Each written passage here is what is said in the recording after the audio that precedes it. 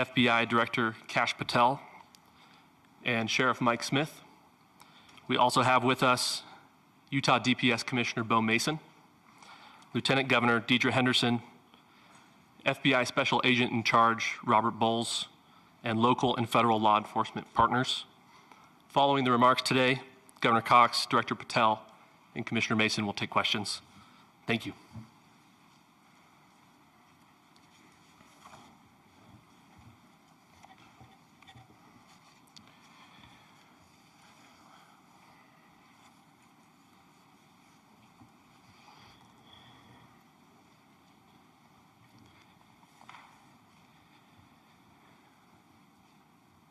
Good morning, ladies and gentlemen.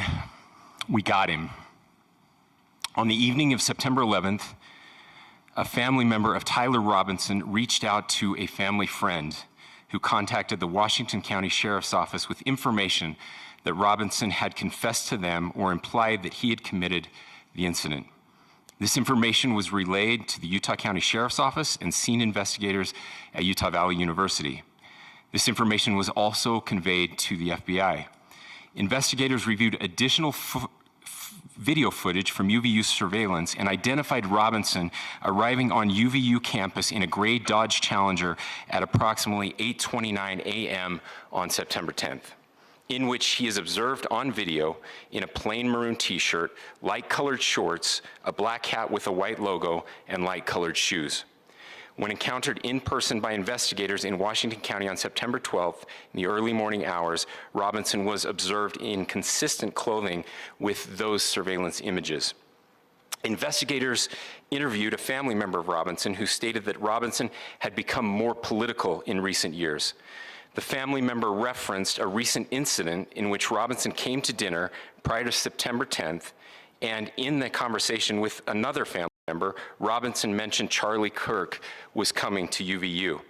They talked about why they didn't like him and the viewpoints that he had. The family member also stated Kirk was full of hate and spreading hate. The family member also confirmed Robinson had a gray Dodge Challenger. Investigators identified an individual as the roommate of Robinson. Investigators interviewed that roommate, who stated that his roommate, referring to Robinson, made a joke on Discord. Investigators asked if he would show them the messages on Discord. He opened it and showed several messages to investigators and allowed investigators to take photos of the screen as each message was shown by Robinson's roommate.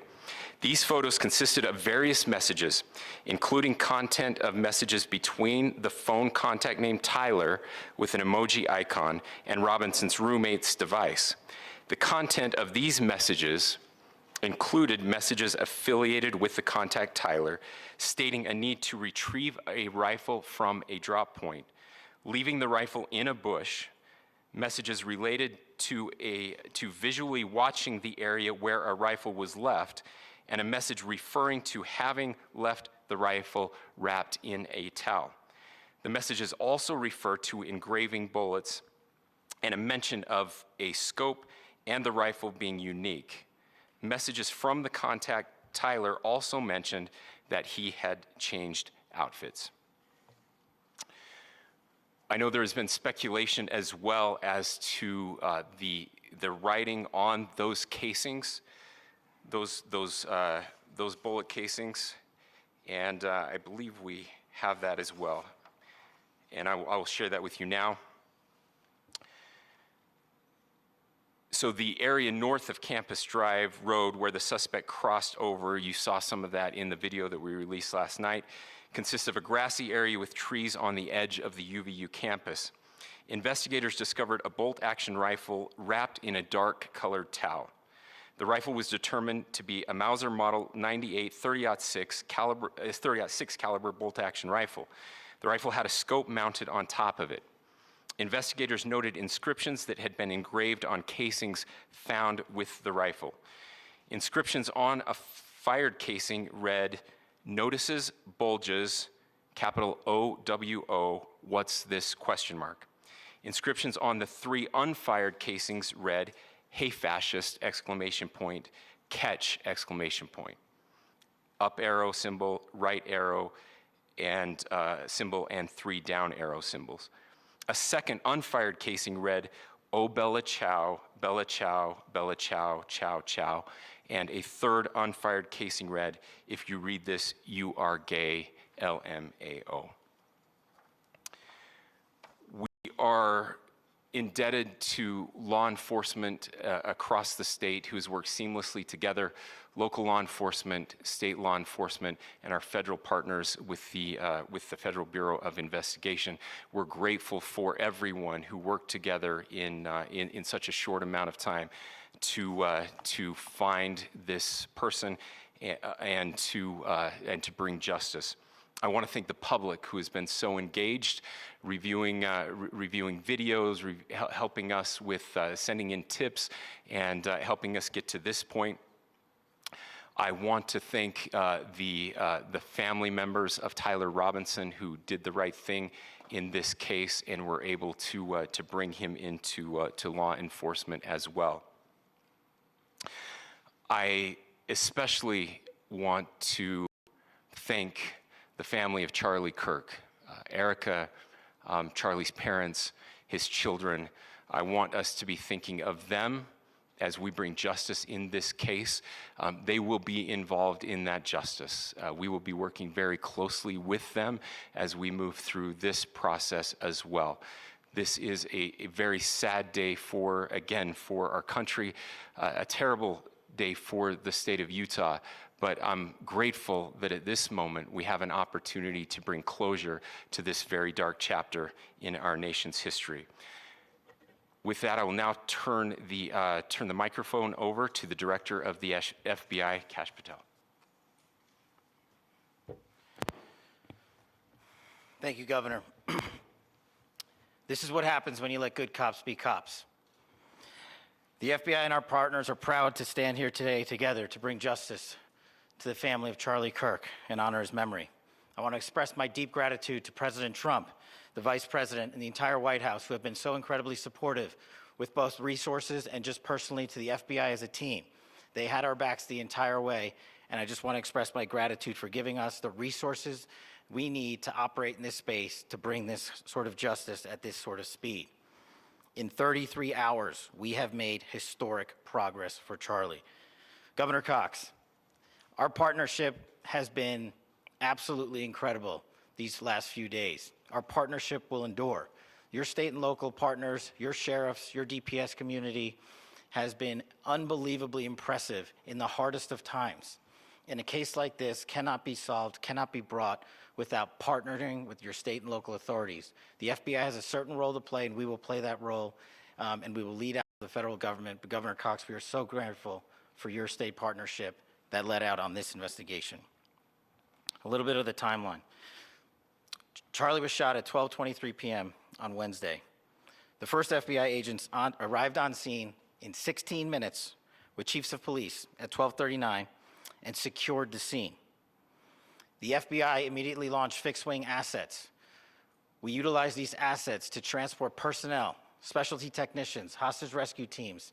We also utilize these assets to go back and forth from the East Coast and here in Utah to transport forensic evidence and other evidence that will be analyzed and is being analyzed at our FBI laboratories in Quantico and other laboratories, including the ATF. At my direction, the FBI released the first set of FBI photos of the suspect at 10 a.m. local time on 9/11. Then, shortly thereafter, the FBI reward of $100,000 was released at 10:45 a.m. local. Myself and Deputy Director Bongino arrived on the scene at approximately 5:30 p.m. on 9/11. The governor led a press conference last night at approximately 8 p.m., where at my direction, the FBI released a never-before-seen video of the suspect. We also released new images to the public of the suspect. And just last night, the suspect was taken into custody at 10 p.m. local time. In less than 36 hours, 33 to be precise, thanks to the full weight of the federal government and leading out with the partners here in the state of Utah and Governor Cox, the suspect was apprehended in a historic time period. And I want to highlight what Governor Cox said. This would not have been possible without you, the media, and you, the public. That's why we went so public, so fast, and we're so transparent, and we're committed to that transparency. The crime scene, just a little bit there. It is a large crime scene. State and local authorities, along with federal authorities, processed that crime scene quickly. And I even had the ability to walk through that crime scene and walk through the steps the suspect took to learn more about what was needed and what resources we needed to bear to create a full picture for the FBI and leadership back in Washington. Furthermore, thankfully to state and local partners, forensic evidence has been seized and continues to be garnered. Forensic evidence has already been evaluated at FBI laboratories in Quantico and state and local authorities here. We will continue to process evidence as we see it, as we collect it, and we will continue to deliver to Governor Cox and his team. Last night, we had a total of approximately 7,000 leads. As of this morning, thanks to your great work, we have over 11,000 leads that were called in to the FBI. And we are running out every single lead that we can. Every one of those leads will be run out. The arrest is a testament to the dedication of good law enforcement being great and partnerships in law enforcement, which I've tried to highlight as my tenure as the director of the FBI. There is no better relationship for law enforcement than the FBI to partner with state and local authorities, and you've seen it here in these last few days. The FBI Salt Lake Field Office, along with our offices in LA, Phoenix, Denver, San Antonio, Las Vegas, Pittsburgh, Buffalo, our headquarters component in Quantico, all participate in the FBI. I want to express my deep gratitude to the employees of the FBI, the men and women, the evidence response team tacticians, the special operators, the agents, the support staff. You have done monumental work in historic time when the public, who had a right to demand an expeditious solving of an investigation, the FBI answered that call diligently, critically important to our nation, and we delivered. And I'm proud to be their leader, and I'm proud to be the director of the FBI. This is very much an ongoing investigation, as the governor said, and we will continue to work with state and local authorities to develop the investigation, to provide them the evidence they need for their ongoing prosecutions, and we will be here to answer every call they absolutely have, as long as it takes, for as long as we need to find and apprehend whatever suspects were involved in this crime. Lastly, to my friend Charlie Kirk, rest now, brother. We have the watch, and I'll see you in Valhalla.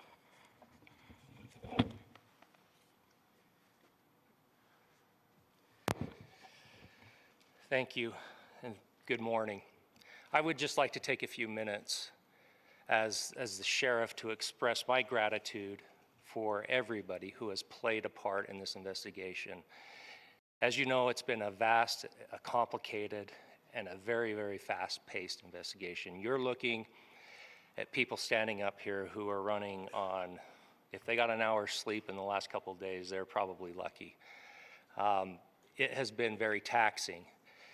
It has been so impressive, speaking on behalf of the local law enforcement, to see the cooperation that we've seen in this type of case.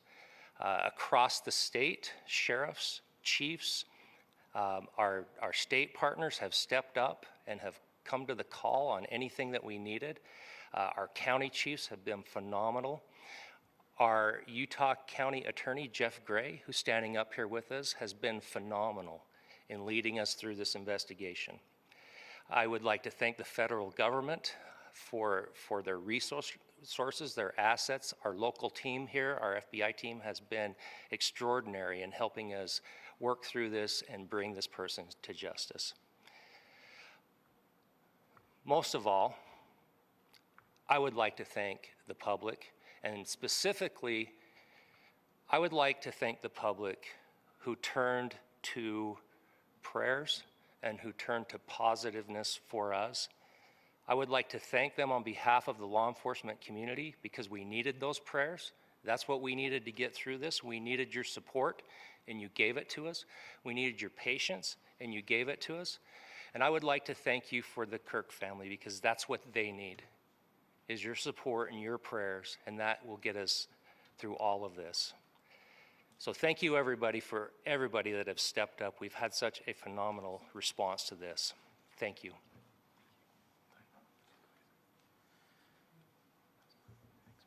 I also want to give a special thanks to the Attorney General and the Department of Justice. Their unwavering support and their commitment to justice is shown true here. And without AG Bondi and Deputy Attorney General Todd Blanche and the resources they brought to bear, we would not have been able to complete our mission. And I just want to say special thanks. It's an honor to be a part of the Department of Justice. Thank you again to our incredible law enforcement team who has worked so hard. Sheriff, I got a solid 90 minutes last night, so I'm probably the most well-rested person up here. Ladies and gentlemen, I get the microphone, so I hope you'll permit me a moment just to share a few more thoughts about where we are and how we got here and maybe a little bit of where we go from here. I don't want to get too preachy, but I think it's important that we, with eyes wide open, understand what's happening in our country today. I've heard people say, well, why are we so invested in this? There's violence happening all across our country, and violence is tragic everywhere. And every life taken is a child of God who deserves our love and respect and dignity. This is certainly about the tragic death, political assassination of Charlie Kirk. But it is also much bigger than an attack on an individual. It is an attack on all of us. It is an attack on the American experiment. It is an attack on our ideals. This cuts to the very foundation of who we are, of who we have been, and who we could be in better times. Political violence is different than any other type of violence for lots of different reasons. One, because in the very act that Charlie championed of expression, that freedom of expression that is enshrined in our founding documents, in having his life taken in that very act, makes it more difficult for people to feel like they can share their ideas, that they can speak freely. We will never be able to solve all the other problems, including the violence problems that people are worried about, if we can't have a clash of ideas safely and securely. Especially those ideas with which you disagree. That's why this matters so much. Over the last 48 hours, I have been as angry as I have ever been, as sad as I have ever been. And it was, as anger pushed me to the brink, it was actually Charlie's words that pulled me back. I'd like to share some of those. And specifically right now, if I could, I need to talk to the young people in our state, in my state, and all across the country.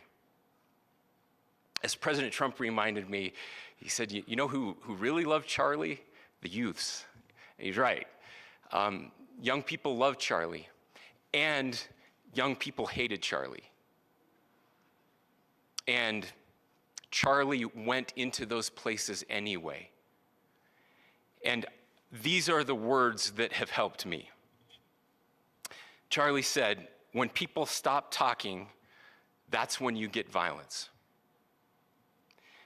He said, the weak can never forgive. Forgiveness is the attribute of the strong. The only way out of the labyrinth of suffering is to forgive. Welcome without judgment, love without condition, forgive without limit. He said, always forgive your enemies. Nothing annoys them so much. A few months ago, I referenced this last night, Charlie posted to social media, when things are moving very fast and people are losing their minds, it's important to stay grounded. Turn off your phone, read scripture, spend time with friends, and remember, internet fury is not real life. It's going to be okay. He again said, when you stop having a human connection with someone you disagree with, it becomes a lot easier to commit violence. He said, what we as a culture have to get back to is being able to have a reasonable agreement,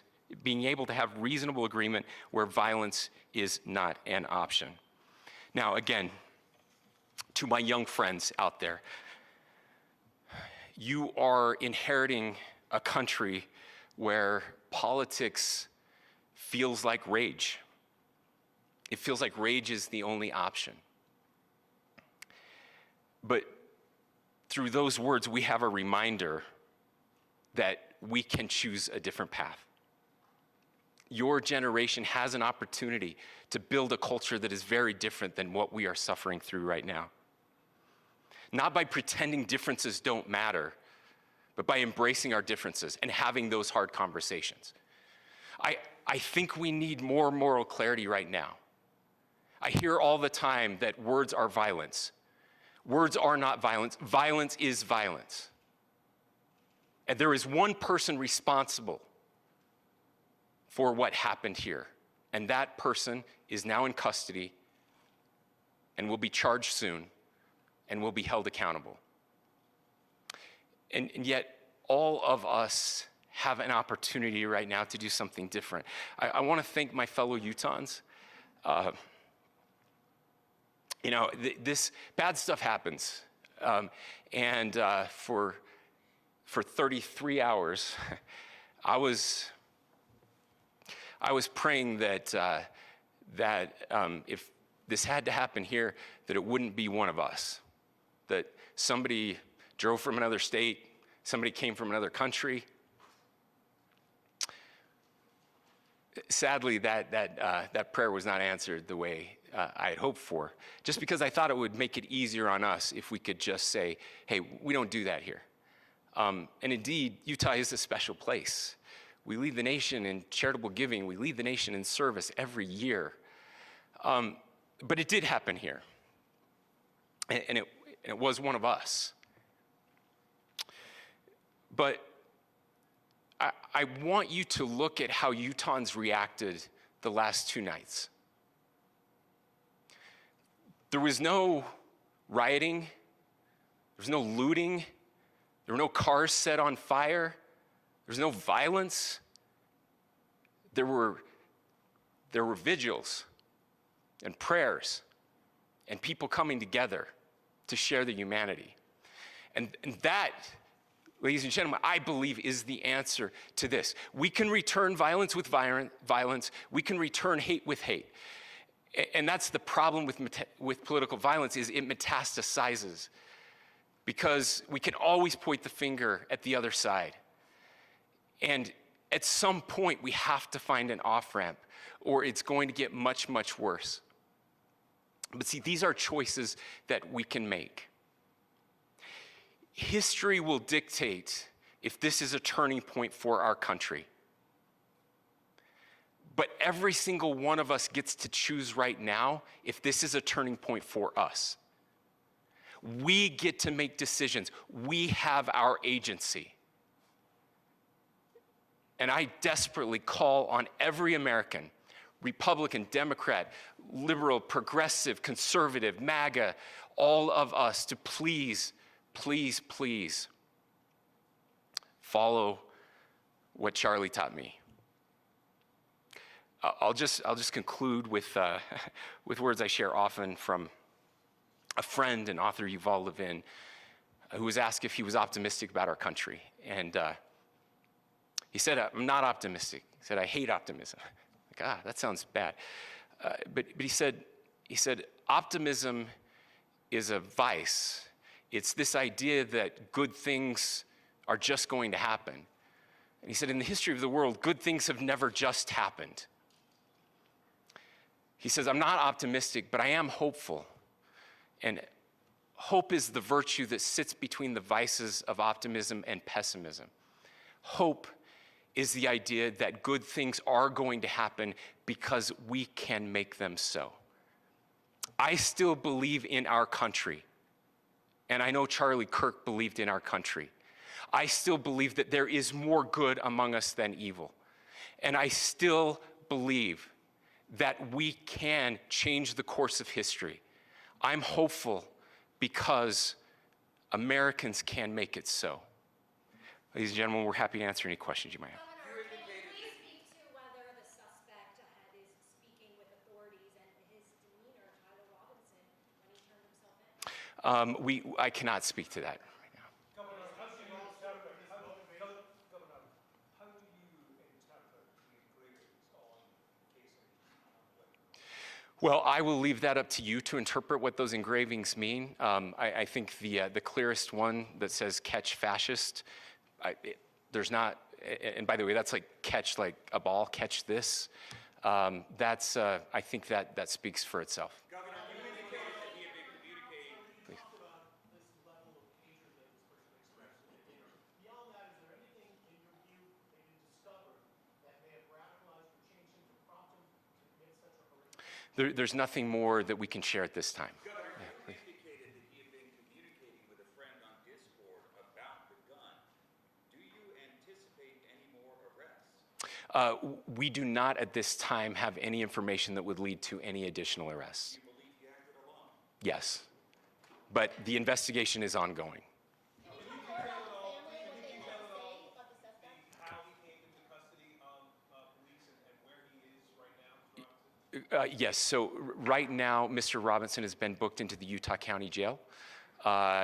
You heard the president this morning report that he was taken into custody, that his family and a friend helped to deliver him into custody of law enforcement in Washington County. For those of you that don't know where Washington County is, it is the southwesternmost part of the state of Utah. It's about a 3.5 to 4 hour drive from here, where we are right now, and that's where he lived and where they turned him in. Please, I'll go here. I can't share any more than what I've already shared. Yeah.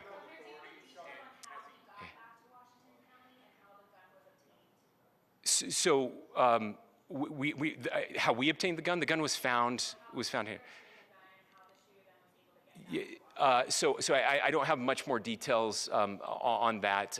We do know that he drove. We had his car here on campus, and then we had his car going south back to the St. George. It's actually the city of Washington in Washington County. Is he talking with authorities and did he discuss a loading? I'm sorry? We don't have any information that would lead us to believe that. Yes, in fact, it was just released. Yes. Talking with authorities and did he discuss a motive? I can't answer that right now. Yeah, thank you. Over here.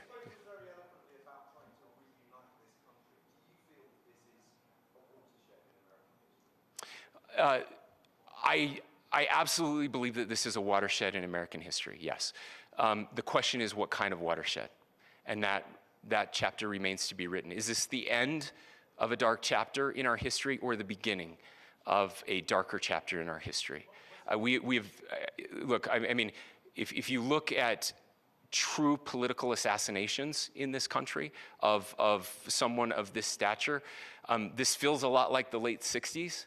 And having one so gruesomely displayed on camera in all of our hands and in all of our pockets, we are not wired as human beings, biologically, historically.